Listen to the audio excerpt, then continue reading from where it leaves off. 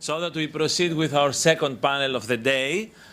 Here in Greece there is a lot of discussion about Turkey, about Germany, but now we are moving to the countries of which we know very little and of which very little intelligent is mentioned in the public. So it's, I look very much forward, and I'm particularly eager to listen to the speakers of our panel coming from different countries, all countries of the so-called Balkan corridor, Austria, the main culprit in the problem, and then obviously Hungary could not be missing from the mixture, Serbia, and the unmentionable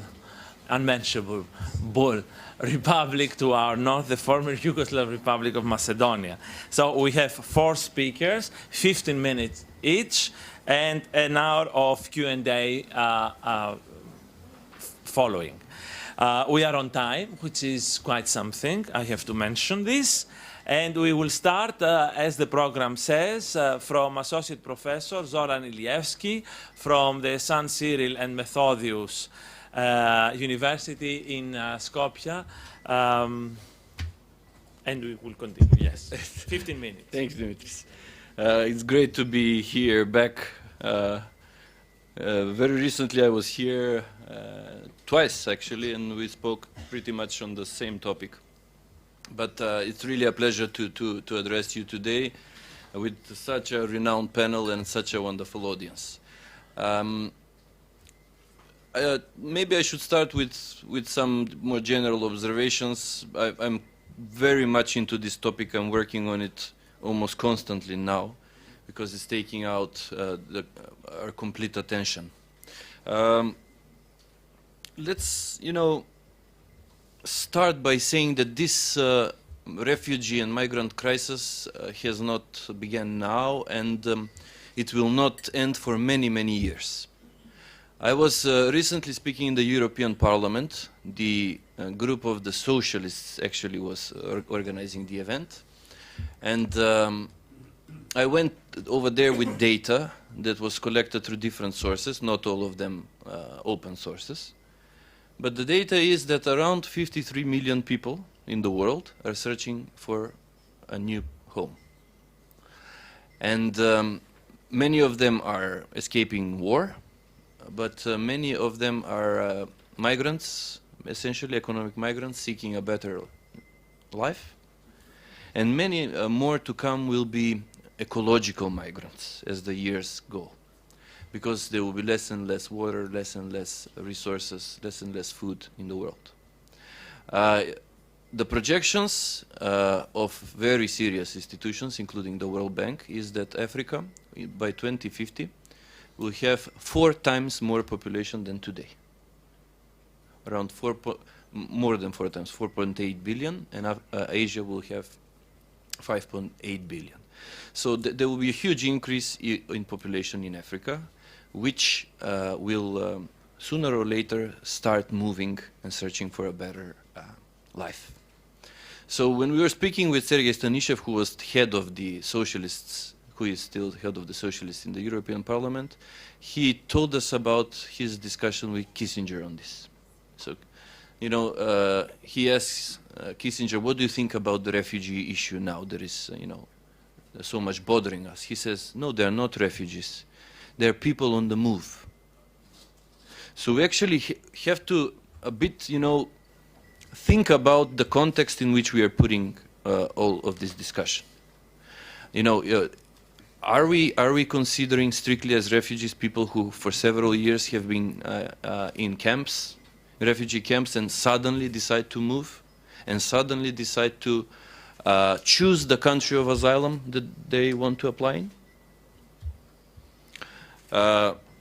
Then there were scientists from the Bulgarian Academy of Science who, with their mathematical methods, calculated with the current movements of people that around 1 million people a year would flow into the European Union based on this criteria, asylum seekers, and that this will steadily continue for sure until 2050, when they cut the date as a reference. So this will continue. This is not something which will, you know, just resolve.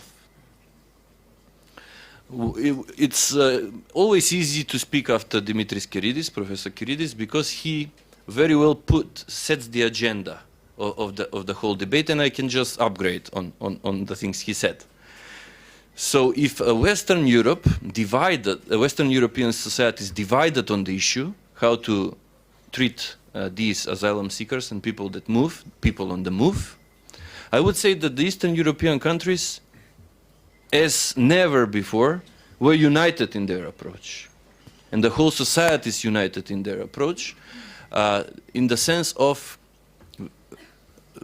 distant and very reserved behavior. And I'm citing Ivan Krastev here, who gave a really good interview on this.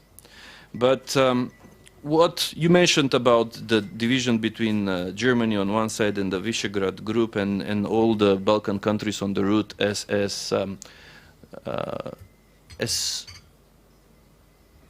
very close to their way of thinking, I would say.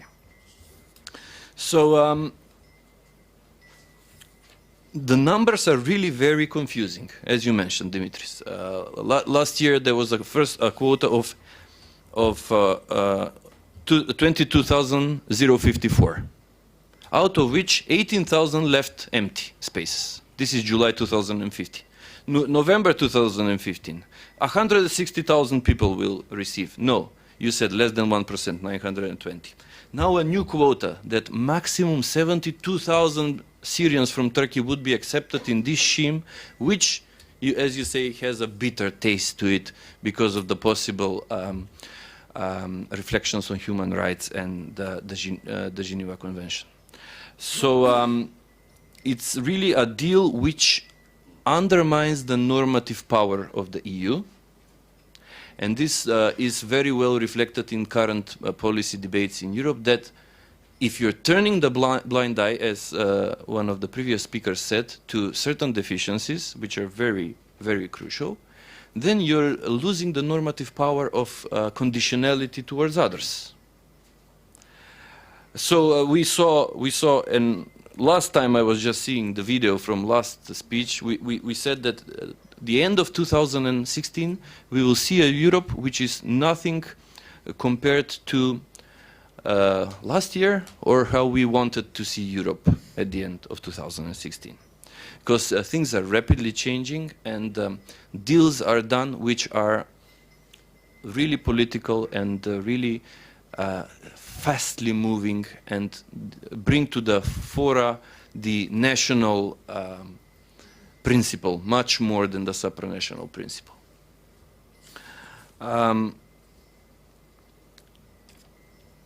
I am not sure what the audience here would like to learn or hear more from a Macedonian political scientist who is dealing with this issue. Perhaps maybe a bit about the bilateral relations between both countries during the crisis. And we'll see then afterwards what kind of questions will arise. It was quite interesting that I have the statements of, let's say, Foreign Minister Kodzias, who was the first politician that publicly acknowledged the link between the negotiations Greece was holding with the European Union around the agreement for the resolving of the financial crisis with the refugee issues. So I refer to his statements from 6th and 7th of March last year. And then was the minister, a day or two after in the summit in Riga, the Minister of Defense, Kamenos, who said Europe will be overwhelmed by migrants, jihadists, if a solution is not found and Greece fails financially. So I would say that these statements that later on came also from Turkey and from the official level of kind of sensing the weakness of the EU and pushing the buttons in order to get something. Actually these statements preceded the ones of Prime Minister Davutoglu. It was difficult for us to understand the number of persons that were passing freely throughout Greece in these months, which saw our country transiting more than 1 million of refugees and migrants.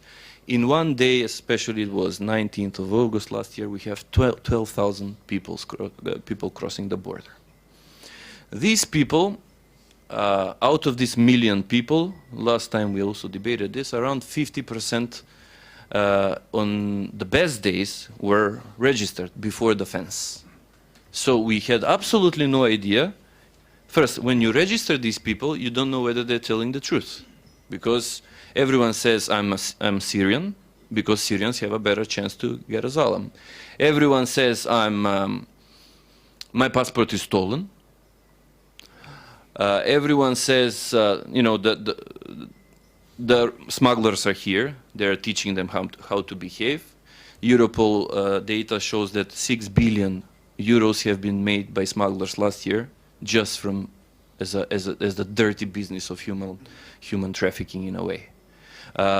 Unaccompanied children passing through, a situation in which we had people passing through which knew not perfect, but operational Greek language, which is very strange for our authorities. How would migrants know Greek? How would refugees actually know Greek? Migrants, it's much more easy to understand. In all of this time, we were worried about the security aspects. The liberal thinkers and politicians in Europe tended to dismiss this at the beginning of this huge wave. That let's focus on the big thing. Let's not pinpoint that much that terrorists can pass through. But Paris happened. Afterwards, Brussels happened. The prosecution in Paris found solid evidence that people were traveling through the Balkan route towards Europe, the ones that did the horrible acts over there.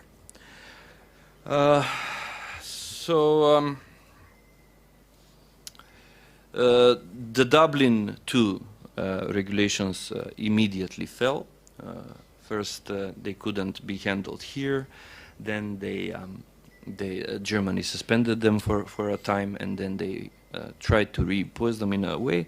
But behind all this, there was this fundamental struggle between the two concepts of how Europe should handle this situation.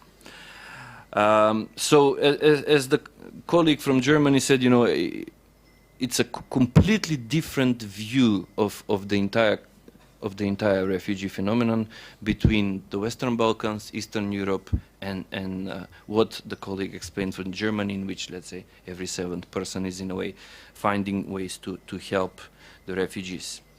And you are right to pinpoint these inconsistencies of the Syriza government regarding NATO, regarding Turkish presence here, regarding especially what for me was interesting was the accusation of Macedonia of closing down the Balkan route, when the previous day the Prime Minister of Greece accepted the solution in a unanimous vote of the entire EU that the Balkan route is efficiently closed. And then the next day you get protests why Macedonia would follow such a unified European decision. Many other inconsistencies. We see also a significant difference of approach between the Ministry of Foreign Affairs and the Prime Minister's cabinet, in which the Prime Minister himself and his collaborators were much more ready to cooperate, were much more answering to our demands to exchange at least intelligence information on the people that are passing through, and at least some warning how many people would come and try to enter the border. After the building of the fence, we had a terrible incident when 3 people drowned in a river trying to cross to Macedonia, based on falsified flyers given out by NGOs that Macedonia is opening the border. And it was difficult because the Greek police did not try to stop them. The communication between both polices is pretty restricted. There is some political will to improve it, but things are going slow. So now, at the present, we have around 100 attempts to cross every day, and we have around 50 attempts to tear down the wire every day. I was just reading the news before the panel that the Greek police had a clash today in Idomeni with those people waiting there. But in a way, I would like to pose this question. What was the closing down of the Balkan route, or will it be on the mid-term good for Greece because of the lesser incentive for people to come massively here instead of using the now new way of and method of distributing refugees directly from Turkey to Germany, Sweden, or whatever the committees decide on their final destination. So the topic was quite broad, and I threw in several points, and I'll be happy to answer any questions afterwards. Thank you. I have prepared 6 theses or points for this occasion, followed by some arguments, discussion and comments, and I have a 3-part conclusion at the end. I hope I'll do it in 15 minutes or so. Okay. So point or thesis number 1. Similarly to other countries on the Balkan route, Serbia has in the current migrant crisis so far been only the transit country for almost 600,000 of refugees and migrants that during the last year were coming and going through, and a little more than 100,000 in 2016, going through it on the way to their preferred destinations within the European Union. In this sense, and this is very important, I would say, this has been a completely different experience for Serbia, in contrast to the equally numerous, even bigger in fact, influx of refugees and internally displaced persons of Serbian ethnic origin from Bosnia and Herzegovina, Croatia and Kosovo during the wars we had in the 1990s. Most of those people have permanently settled in Serbia. And I will repeat again, this influx 20 or 15 years ago was bigger than the one we have been experiencing now, with the conclusion that most of them have settled in Serbia. So altogether, I'm going to cut it, we are talking about around 850,000 people who came to Serbia during the decade of the 90s. All of them of Serbian ethnic origin, from Croatia, Bosnia, and Kosovo. Even now, a part of those people, of this wave from the 90s, is in a kind of a limbo situation. At present, we still have 43,763, yes, Serbs can be precise and efficient, refugees, 2/3 of them from Croatia and 1/3 from Bosnia. These data, in my view, are important as they show an extremely high solidarity and the high price that Serbia has been paying for the support and settlement of its ethnic compatriots from other ex-Yugoslav republics. More than any other European state except for Turkey in present conditions, Serbia and its citizens in this way got used to the mass influx of people from other states, relative to the number, of course, of the Serbian citizens, got used both emotionally and organizationally. Citizens learned to help, or at least not to protest against the newcomers, which is enough, actually, in most situations. And I have to tell you very important information that most incomers found accommodation and jobs themselves. They were not put or helped to be put in collective centers by the state. And the state in this process has increased its organizational capacities in dealing with refugees. But very interestingly, and in harmony with this situation, the number of collective centers has been going down in the last 15 years or so. So we have now a radically less number of collective centers for refugees than in 15 years ago. This time around, however, although figures are similar and lower than before, the situation is quite different. Refugees and migrants are not of the same ethnic origin and religion, very importantly. On the contrary, they're all Muslims, against which Muslims Serbs used to have war with in Bosnia. They are welcome as long as they do not stay permanently in Serbia. This is a kind of a red line, never said explicitly. And they don't want to stay. Almost 600 people from this wave of migrants during the last year in 2015 demanded a pro forma asylum in Serbia. They had to, according to the regulations, out of which only 11,360 of them went to the asylum centers and stayed there only for a few days. So they don't want, actually, don't even think about staying in Serbia. At this moment, after the closing of the Balkan migrant route, a little less than 2,000 people are unwillingly in Serbia, stranded, and it is not likely that many of them will ask to stay in. And Serbia is preparing facilities for 5,000 to 6,000 people in any case. Point number 2. Serbia's official policy towards the current wave of migrants has been twofold, in my opinion, at the same time reactive and proactive. The former, reactive, has insisted on the all-European solution, to which, very importantly, Serbian government pledged and kept on pledging unconditional support and contribution. That included the possibility of several thousand of people staying in Serbia permanently, and for a longer period of time. The latter policy, the proactive, included a series of useful practical measures of both the governmental and non-governmental actors intended to help and support migrants on their way through Serbia.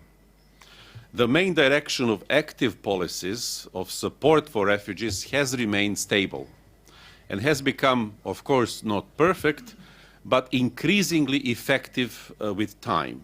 There is a sharp difference between July and December of 2015 in this respect. Reactive policies have, on the other hand, changed, of course, as in other countries, as the situation unfolded. Not only that the pan-European solution, or the EU one, has not appeared, but the whole migrants crisis in Europe was for too long marred by confusion, chaos, and disunity. Once it became clear that the wave of migrants had to be stopped and reversed in most European countries, Serbia didn't shy away, of course, to begin putting emphasis on its own national interest. We should read this, as in other cases, selfish interest, like everybody else. The primary goal of joining and supporting an all-European solution with, and this is contrary to many other countries, often glorification of Angela Merkel's approach. It's about glorification, literally, that Serbian government kept repeating, changed radically in February of this year, of 2016, faced with the lack of the long-expected EU solution and with the trend of closing borders to the west of Serbia, along the Balkan route. Prime Minister Vučić, who decides on everything in Serbia, including this thing, announced that Serbia will act in harmony with the behavior, and now pay attention to the change of words, behavior of Germany, Austria, Slovenia, and Croatia. In other words, not in harmony with the EU solution. Serbia thus followed others in the neighborhood and in the European Union, violating practically, like everyone else, the right to asylum through voluntary restrictions imposed in February of 2016, and that included denial of access to some nationals, together with Austria, Slovenia, and Croatia, and, for example, complete denial of entry from Bulgaria. It naturally welcomed the closing of the Balkan route at the end, at the beginning of March 2016. My point number 3, migrants have been so far receiving unexpectedly, for me, who's been living there for my whole life, unexpectedly high level of support from both the state institutions and from the civil society, from common people in Serbia. Except for constant warnings that the country cannot allow itself to become a permanent parking space for too big a number of migrants, there were neither attacks on migrants, nor many cases of hate speech in media and the public against them. On the contrary, by the way, the worst hate speech we heard in Serbia about the migrants came, let me add this, of course, from the Deputy Prime Minister of the Russian government visiting Serbia, Dmitry Rogozin, who said after the Keln events on the New Year's Eve, if you are going to the EU, you will have your wives, sisters, and mothers raped in the EU, as it happened in Keln on the New Year's Eve. Nothing like that was even attempted to be said in public, but it's also interesting to see how others react. So on the contrary, and differently from many other European states, more European as we all thought, solidarity with migrants has been the dominant response. NGOs involved in helping refugees filed, as far as I could count, 3 complaints, but only 3, against media outlets for hate speech. The so-called Press Council supported them, unlike the Equality Commissioner. This is the right word, Equality Commissioner. Because the Equality Commissioner said that the headlines that were the target of those complaints simply had somebody's quotations. And there was one complaint against the head of a taxi association and one against the mayor of a town in Vojvodina. The mayor had to publicly apologize as ordered by the court. And this is all in a country of 7.2 million people for more than half a year. Serbian government has done its best to insist permanently on its and Serbian societies, and these 2 words kept repeating all the time, human and organized approach. So this was the formula. Actually, it worked very well in public, not only within Serbia, for which it has been congratulated both by its citizens, by the EU, and by many international organizations. This has largely contributed to the radical improvement of Serbia's image abroad. In contrast with the conflict Serbia had with Muslim population in Bosnia and in Kosovo 2 decades ago, the new image of Serbia, or at least the one that was tried to get, the new image is of the country that is ready and willing to help Muslim migrants. So the adjective here is the most important. Muslim migrants from the Middle East. Point number 4, even if improving of its image abroad would be the only goal and achievement of such Serbia's behavior, it would be an incredibly important result for Serbia and for its government and for its citizens, taking into account, of course, how bad, very, very bad, has Serbia been viewed by most foreigners ever since the wars in the 1990s. But there is an additional gain here. This new and more than welcome behavior of Serbia is intentionally oriented towards the enhancement of its position in the current accession negotiations with the European Union. The government obviously, without any doubt, expects to be rewarded by the EU in the coming months and years through a faster and perhaps easier accession process towards the EU membership that was launched in January of 2014. Like many international organizations and individual states, the EU sent help in many forms, including financial donations of almost 20 million euros. This will cover part of Serbia's costs, as according to official calculations, one migrant costs 8 euros per day and 12 during the winter months. One should not miss to point out the contradiction between expectations that the Union has from EU member states on the one side and aspirants like Serbia on the other. Even in this context, as always, there is, of course, the lack of justice. For example, but this is characteristic for the European Union. Serbia was asked to have or to come up with a strategy for the migrants and refugee crisis as a necessary step towards opening the negotiating chapter on the rule of law last autumn. At the same time, when the Union itself and its member states do not have not had such a strategy. So you see how things work. And of course, there are many other aspects of the EU-Serbia connection that are involved that can be mentioned in this context. I will just mention one.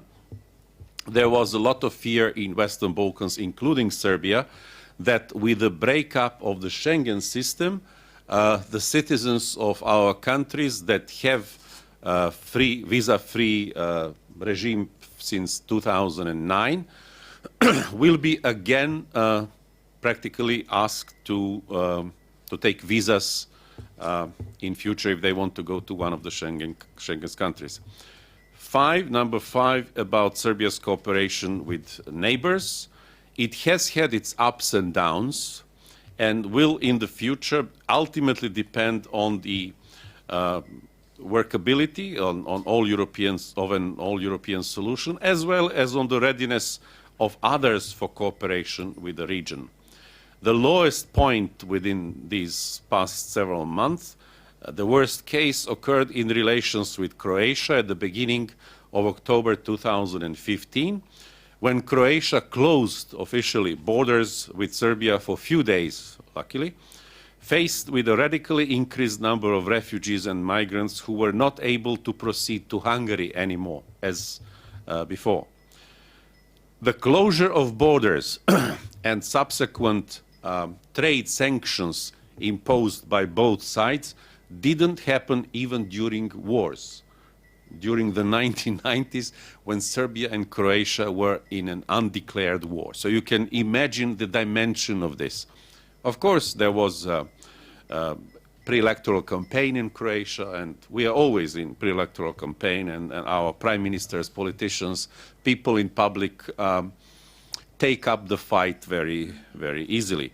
The cooperation between ministries of police departments of two countries resumed soon afterwards, but the general feeling, I would say, throughout these months has been that big cooperation and cooperation within the region have been missing most of the time. Although all countries of the Balkan route, for example, were asked to, and I quote, facilitate the exchange of information and coordination, this is the quote from the point 1 out of the 7-point plan of the EU and Western Balkan countries from mid-October. It was obviously difficult for all on the Balkan route, including Serbia, to achieve a much-needed level of mutual information coordination. Although coordination has increased in the weeks and months to follow the action plan, some measures counter to this have been happening. For example, Serbia found out only from Croatia that Slovenia had closed the entry from the Balkan route on March the 9th. So it was not Slovenia who somehow, for example, using these incredible technical devices like the phone or the email. It was not Slovenia which informed Serbia, but it was Croatia that, as the next on the Balkan route, who informed Serbia about the final closing of the Slovenian border. And then let me just mention you another point from the 17-point plan from October, point 3, saying, under the current circumstances, we will discourage the movement of refugees or migrants to the border of another country of the region. A policy of waving through refugees without informing a neighboring country is not acceptable. Serbia and other countries have been doing exactly this, which was practically prescribed as a non-solution. Jovan,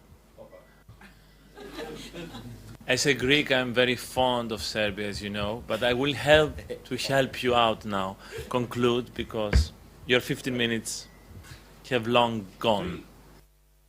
3 conclusions. First, Serbia has had a luxury of not being fully exposed to the migrant crisis, and it has had a completely different situation than Greece or Germany, etc., etc. Most people in Serbia, most citizens, didn't even have to see one single migrant or refugee if they didn't want to.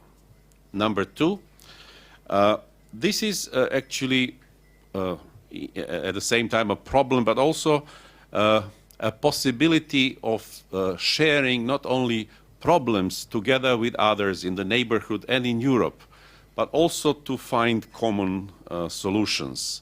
And that is, I would say, a message for future relations between the EU and the aspirant countries. Let's do things together. There will be another one in 3 years from now, for example, energy security, when the gas ceases to flow through Ukraine. Maybe it's time to do something in advance, not waiting for the crisis. Finally, Serbia, as others maybe on the Balkan route, is experiencing a very important, unprecedented change, transformation from an emigrant to an immigrant country. And it's going to take quite a long time for Serbia to get accustomed to this new state of affairs. Thank you.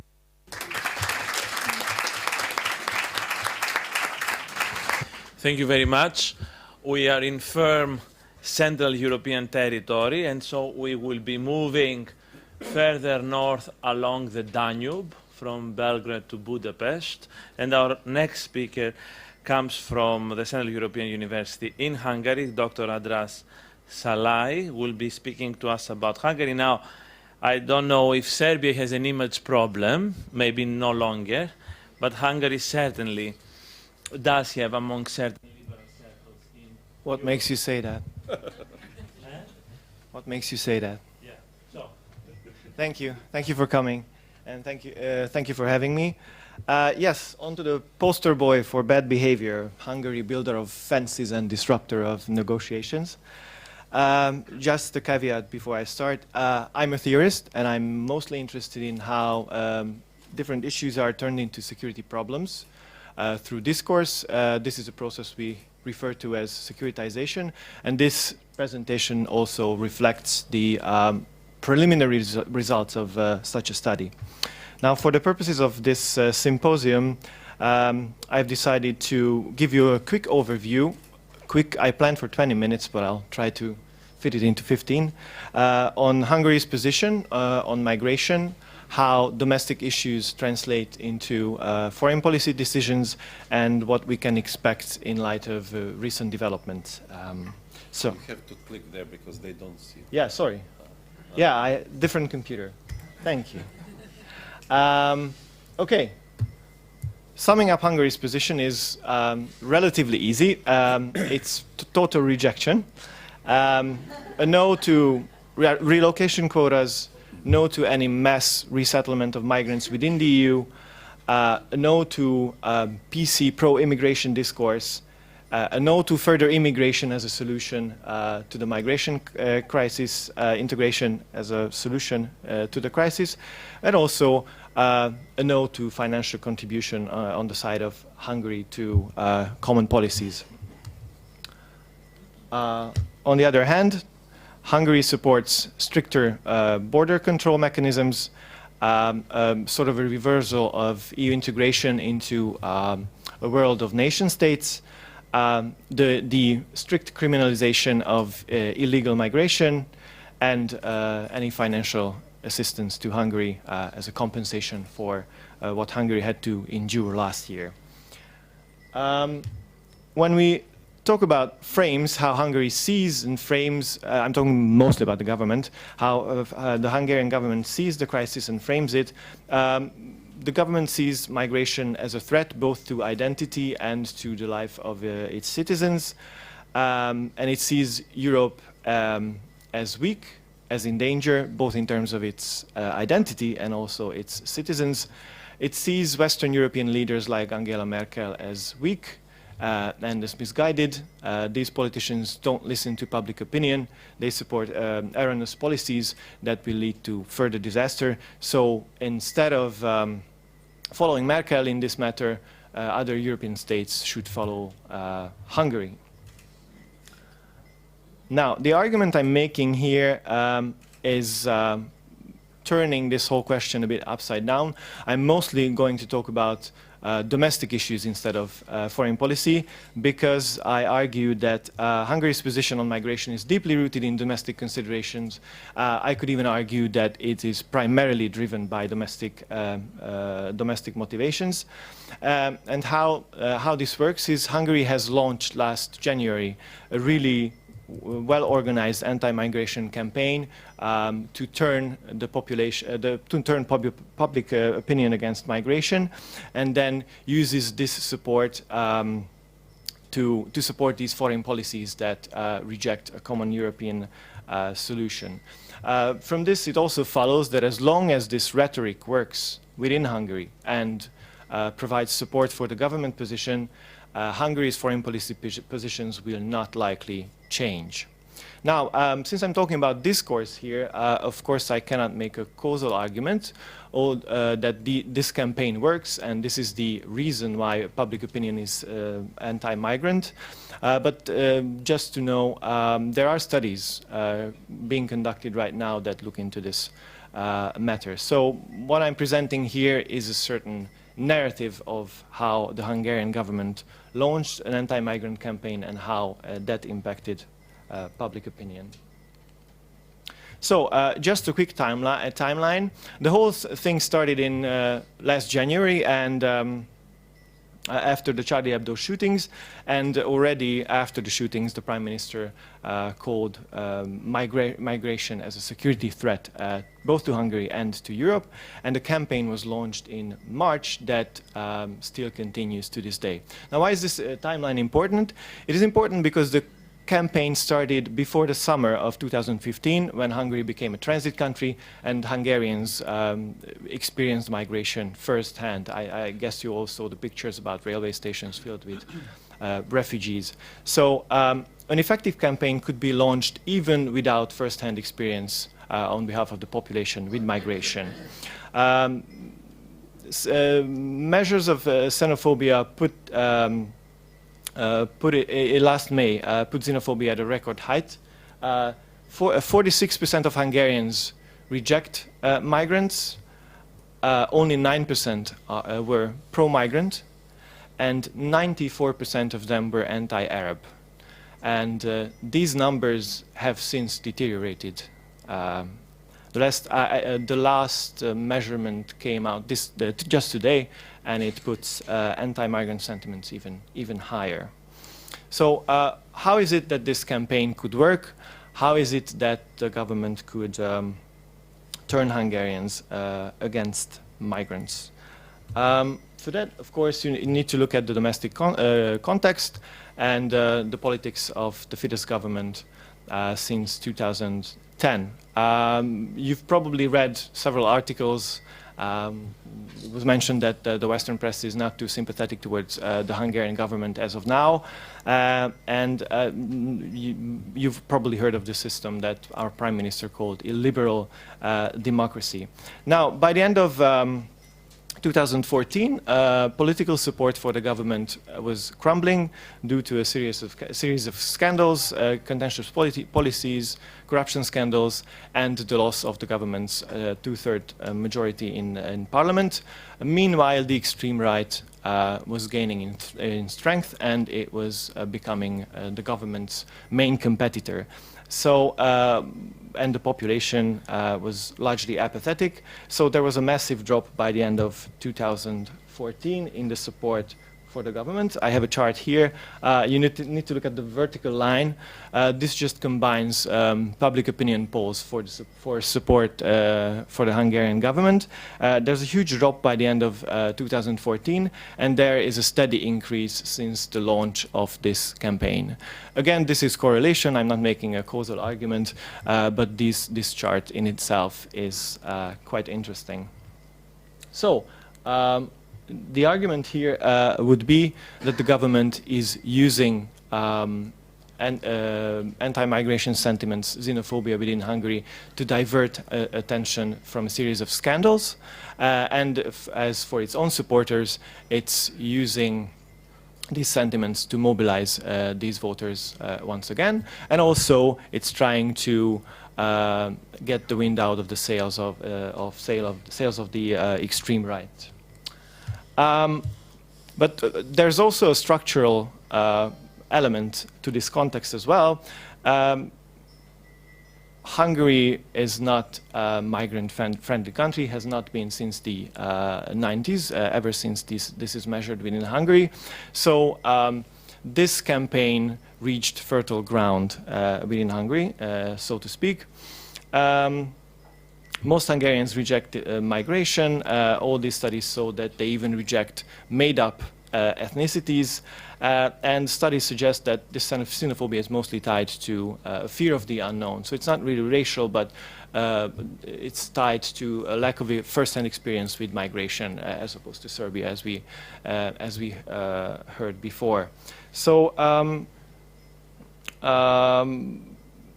the public mostly has a distorted view of migrants, and its opinions are mostly influenced by negative coverage coming from the West, like problems of integration and such. So this is why one could argue that the Hungarian population is susceptible to fear-mongering.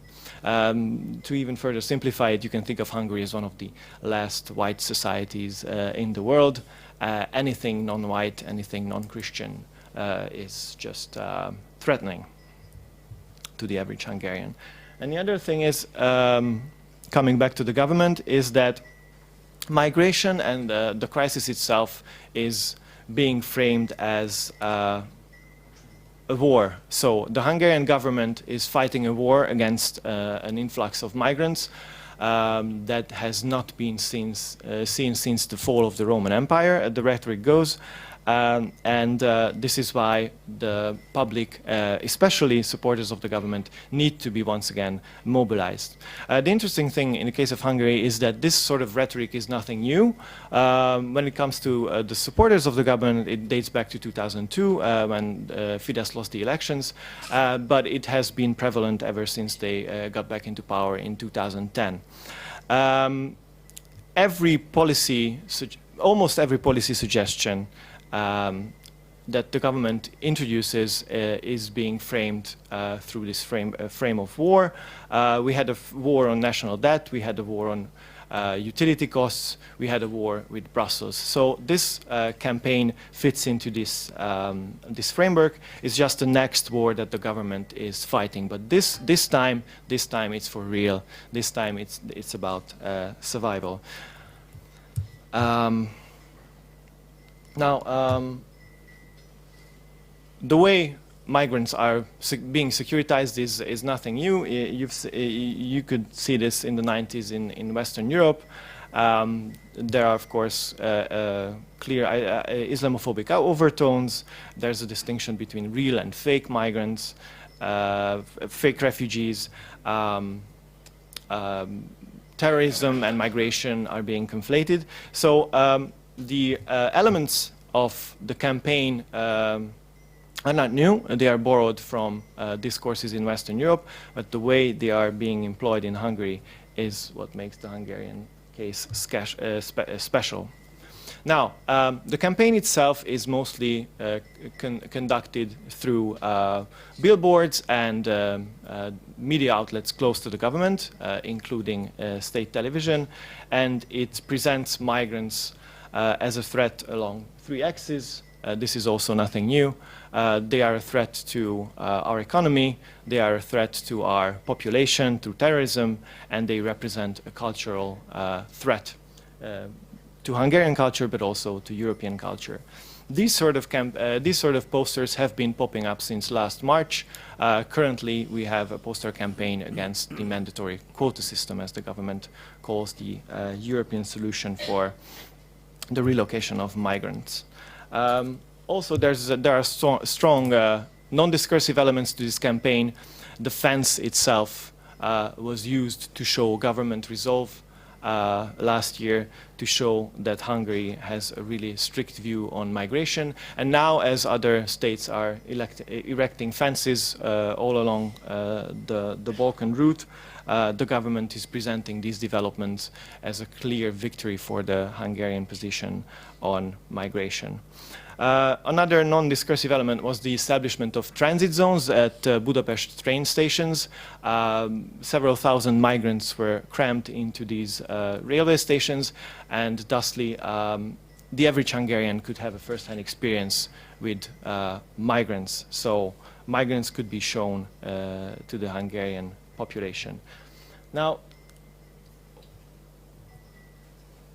why was there no backlash? Why was there no opposition to this campaign?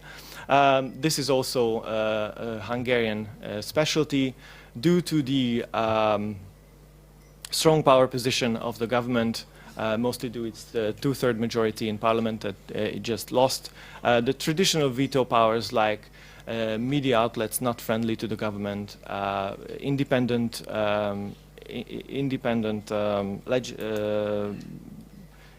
courts, and the strong civil society are missing from Hungary. So the only actors that are fighting this campaign are civil society organizations. They essentially had to take over the state's role in managing migration when these refugees were crammed into Budapest train stations, and currently they are really active along the borders with Croatia, Slovenia, but also Serbia. Of course, civil society is not as strong in Hungary as in Western Europe, so these actors don't have the necessary power to counteract government rhetoric.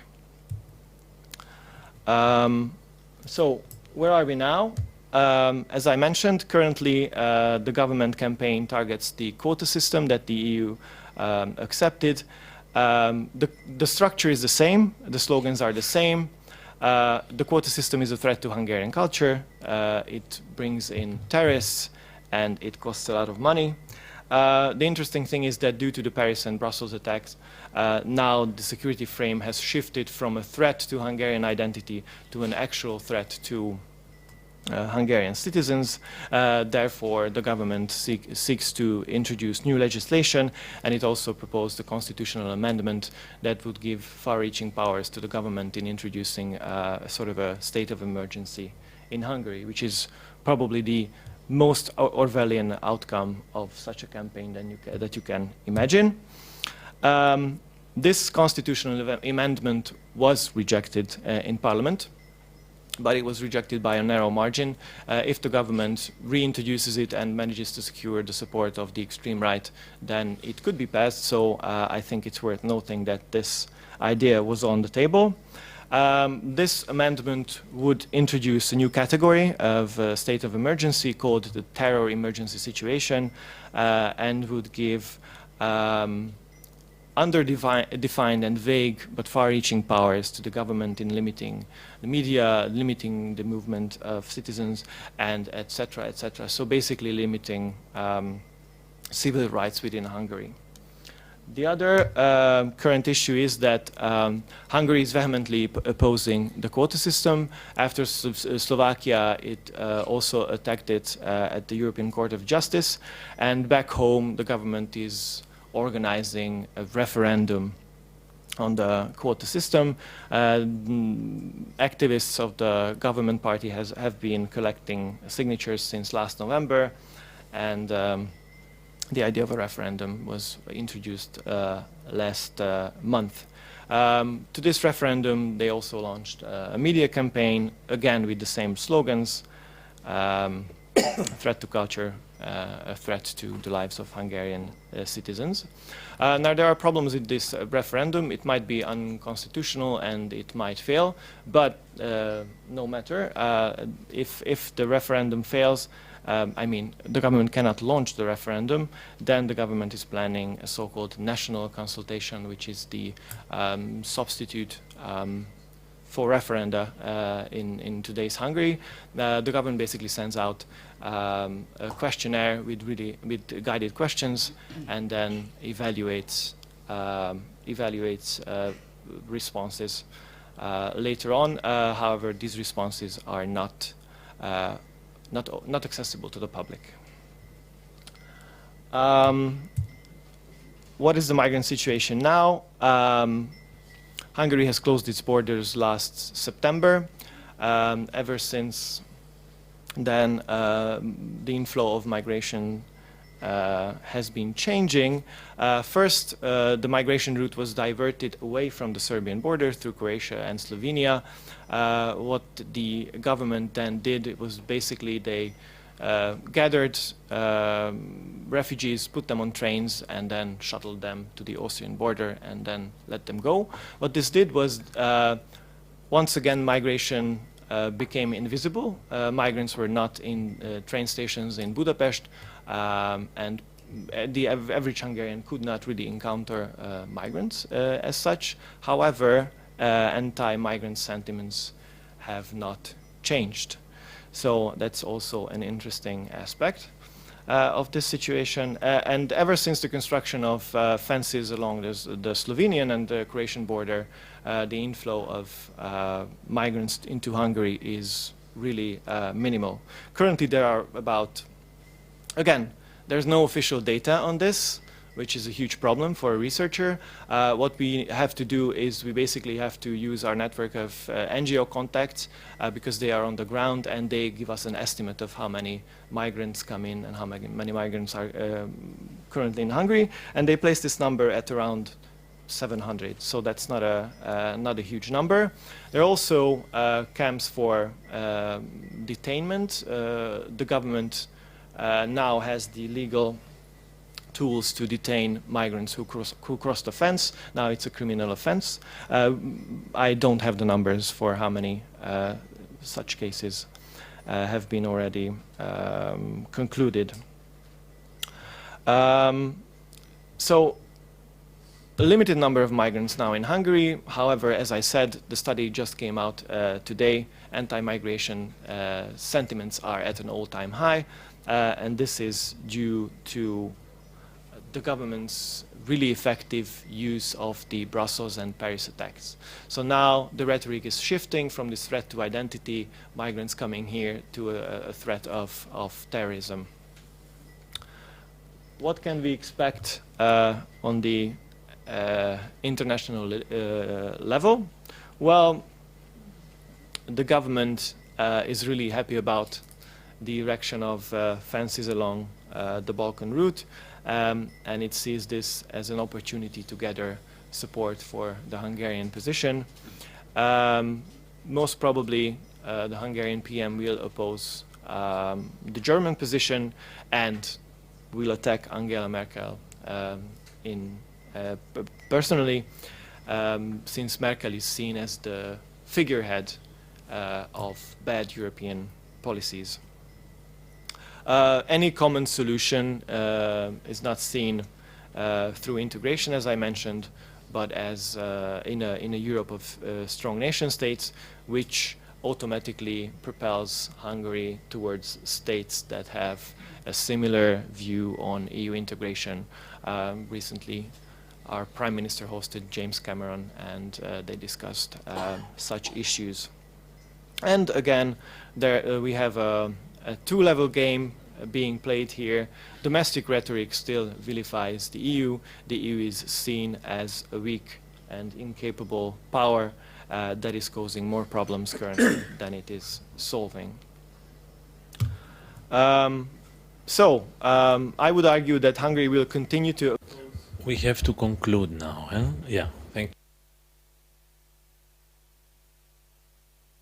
Or offer resistance to EU policies that involves any sort of relocation of migrants to Hungary. The official mantra is that migration is a German problem. The whole problem was caused by Germans when Angela Merkel announced that Germany is accepting all Syrian migrants last year. Prime Minister Orbán will continue to look for allies in the region. There are already successes with Slovakia, to a lesser degree with Poland, and we'll see how it goes with Slovenia, Croatia, and Austria.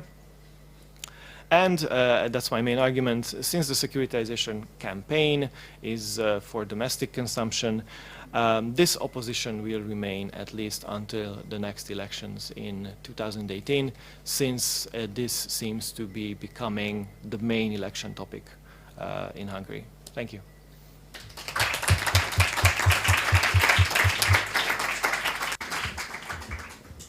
Now, I allowed our previous speaker to speak more on purpose because I think he had very interesting things to say and to enlighten us on Hungary and Hungary's position. It's very important to stress the theatrics involved because most of those immigrants and refugees don't really want to go to Hungary in the first place. But it is interesting how it becomes a political issue domestically, although there is not much drive. Now, there is a referendum proclaimed in Hungary on the famous reallocation proposal, which is no longer in place. But just let me remind you that this is not the first country holding a referendum on a non-proposal, on a proposal that is no longer on the table. Somebody else showed the way. It was a student leader, just like Victor. They both come from student politics. This tells something about the decay of our university system, right? As I was watching this picture of the fences on the southern Hungarian border, I could not help but be reminded and how history makes its circle. Being a child of the 80s, 1980s, how the whole Velvet Revolution toppling communism started in Hungary in June 1989, when the Hungarian then reformist communist government started dismantling the border fence with Austria, creating the cascade of East Germans escaping the paradise that led to the collapse of the Berlin Wall and the rest. So that there was a time when borders were being, fences were being dismantled. Here is a time from the same leader who then, as a very young, promising student leader, was making the most of this dismantling, is rebuilt. And I was also reminded of all those hundreds of thousands of Hungarians escaping the crushing of the 1956 October Revolution. 200,000, I think, took refuge, 200,000 at least. Many of whom are politically, how should I put it? The current Hungarian government finds justification to that revolution, right? So it's ironic. Now we are moving to Austria. Can I quickly add something? Yeah. So the use of historical analogies is really important to this whole discursive battle. The examples you just mentioned are often used by the liberal opposition. The government is using a different historical analogy, the system of castles and fortresses on the southern border that was defending Hungary and Europe from the Ottoman Turks. Thank you. What is interesting and should be discussed later on is how both governments, Greek and Hungarian, taking opposite sides in the debate, have been politically successful, fairly successful, in vis-à-vis their public opinion.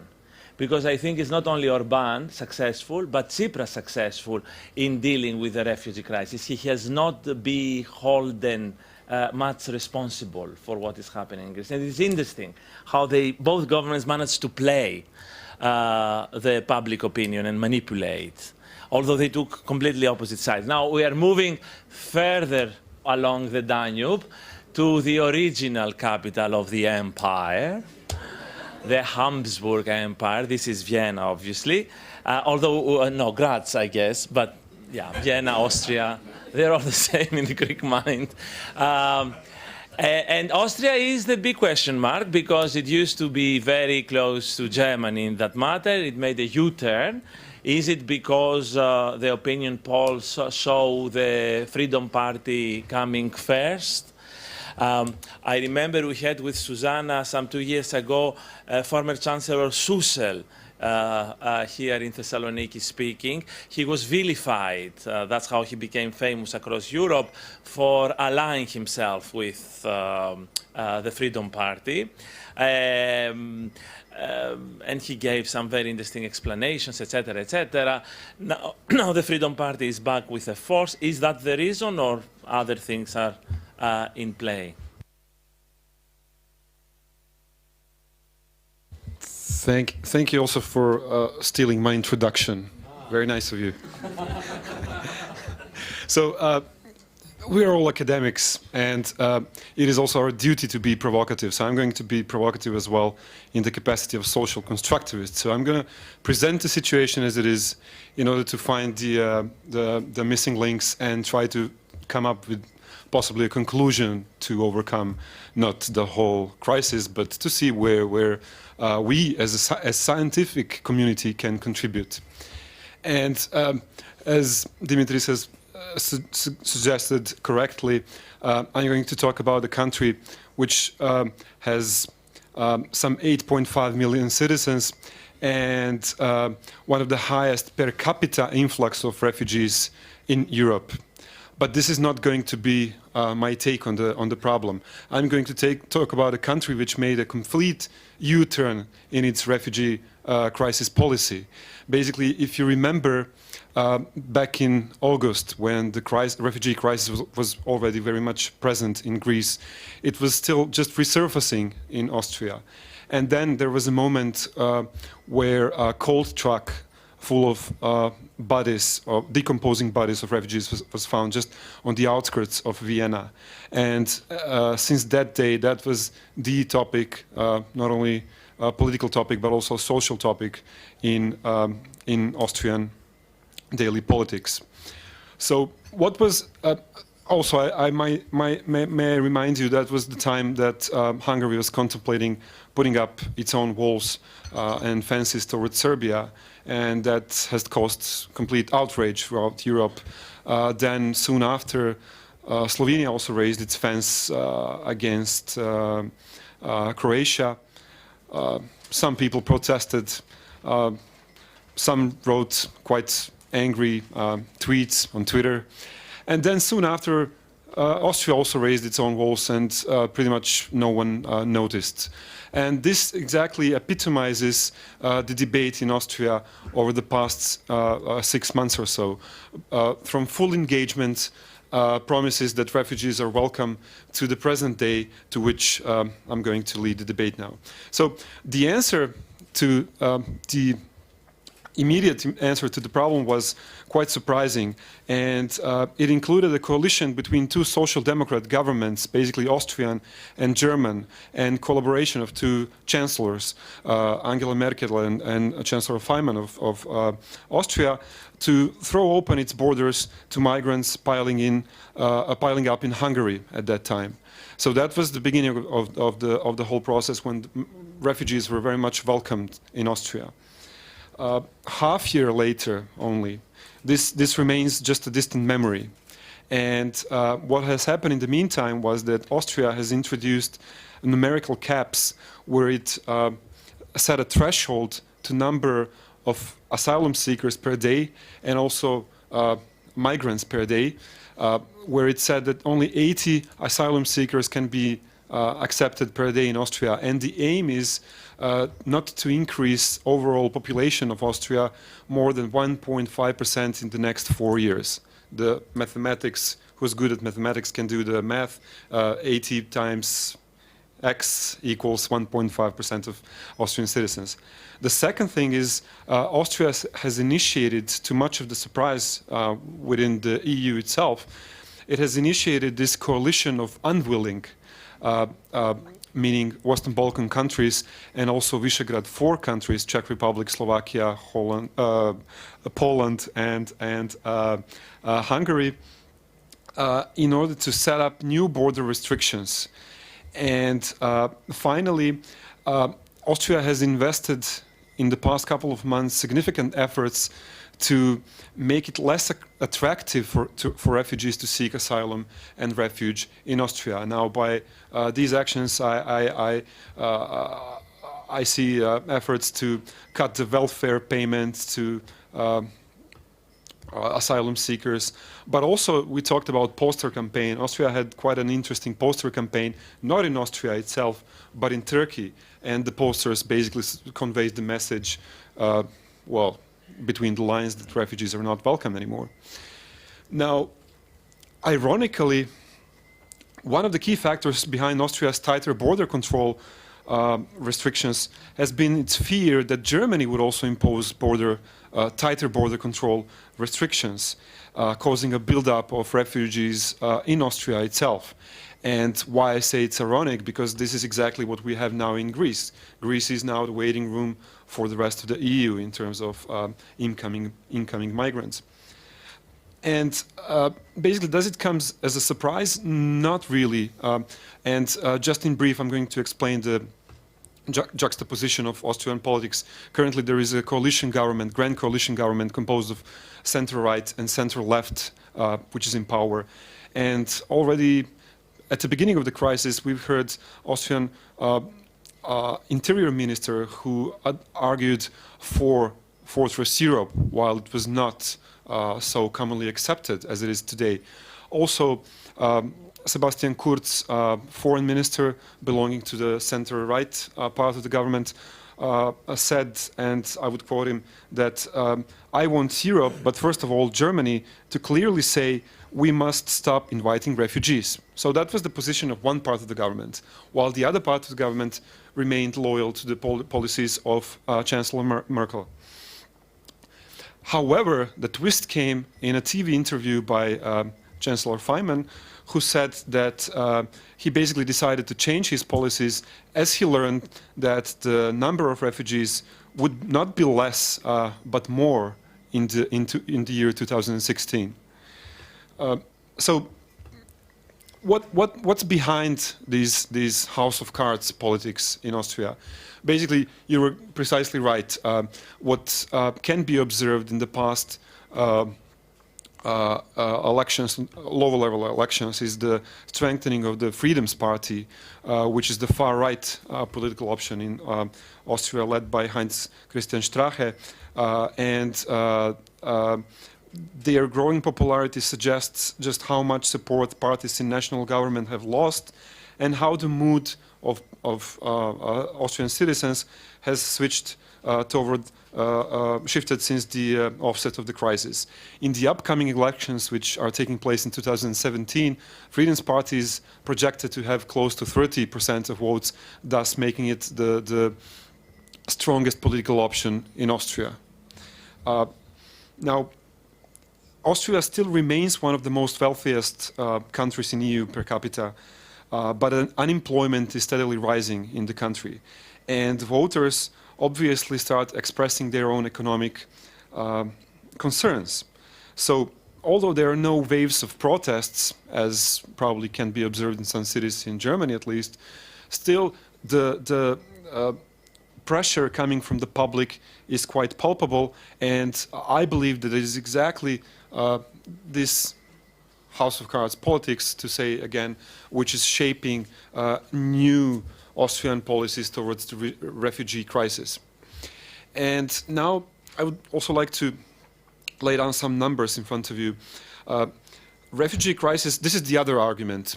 I would leave it to you to view whether it's legit or not. Refugee crisis costs Austria 1 billion euros in 2016. Arguably, this is a lot of money. And out of this 1 billion, 565 million comes for basic care measures such as housing, food, health insurance, work and integration programs, etc., etc. 345 million euros are earmarked for individual Austrian states as they face unprecedented costs of handling the refugee crisis. But still, this is just one, this is not even one, this is 0.3% of Austrian GDP per year. Also, in comparison to 19 billion euros, which are completely unaccounted as a consequence of corrupt party politics seen in the case of Hypo Bank in Austria, you see that this is, well, we can call it peanuts money, petty cash money. So basically, this leads me to start laying down the grounds for the conclusion. Whether we're on the wrong track the whole time, when we discuss whether we need more or less Europe, when we talk about fortress Europe or not, or when we talk about the cleavage which is east versus west. Basically, do we need to talk again about what kind of Europe we want, and whether we should again take into account the traditional divide between a national conservative and more liberal progressive ideology, which is dividing the continent, rather than east-west division of the continent as such. Because the way I see it, these national conservative and liberal progressive ideologies, specifically in countries such as Austria, serve as a flawed system of checks and balances to guide the politics of the country in the right direction. But in the times of external shocks and crisis, and now here comes the twist. We've seen crisis of institutions, EU institutions in the past. Then we've seen the economic crisis. Now we see refugee crisis, and Jovan has announced the next crisis. Hopefully you're not the prophet that will, the crisis of the energy sector. So do we talk about crisis if it's an ongoing, or is this the world that we are living in? This is then no longer the crisis, but this is our reality.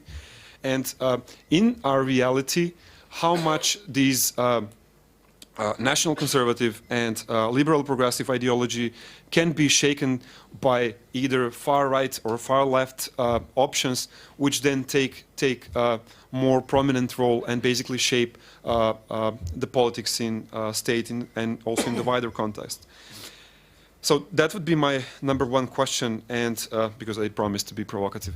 And the second, I was also triggered by, we've heard also that we have some sociologists here with us, that's very good. And also we've heard in Hungary that one of the problems is that the civil society sector is underdeveloped. And I wonder whether the civil society actually can be counterforce towards these tendencies, these far right or far left tendencies. And basically, would it not be the challenge, if we can talk about challenges stemming from the crisis, would it not be the challenge then to really strengthen the civil society, not only in Austria and Hungary, but throughout the continent, so to be able to deter and to be more successful in guiding the crisis in societies in times like this. So basically to strengthen civil society, independent media, civil society organizations, NGOs, but also independent state institutions. So perhaps I would leave it at this because the time is running up, but I would be happy to answer any questions if you have during the debate.